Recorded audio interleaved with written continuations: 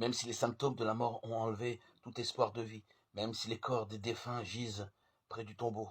Cependant, la voix de Dieu, les cadavres déjà prêts à se décomposer, se relèvent, retrouvent la parole.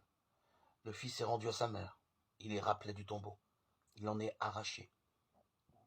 Quel est ce tombeau? Le tien? Tes mauvaises habitudes, ton manque de foi? C'est de ce tombeau que le Christ te délivre. De ce tombeau que tu réciteras si tu écoutes la parole de Dieu.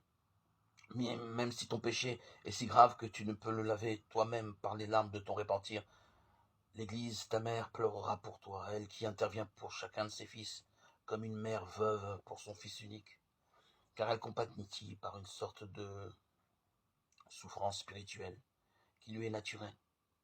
Lorsqu'elle voit que ses enfants sont entraînés vers la mort par des vices funestes, qu'elle pleure donc cette pieuse mère, que la foule l'accompagne, que non seulement une foule, mais une foule considérable compatisse à cette tendre mère. Alors tu réciteras dans ton tombeau, tu en seras délivré. Les porteurs s'arrêteront, tu te mettras à dire des paroles de vivant.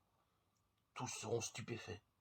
L'exemple d'un seul en corrigera beaucoup, et ils loueront Dieu de nous avoir accordé de tels remèdes pour éviter la mort.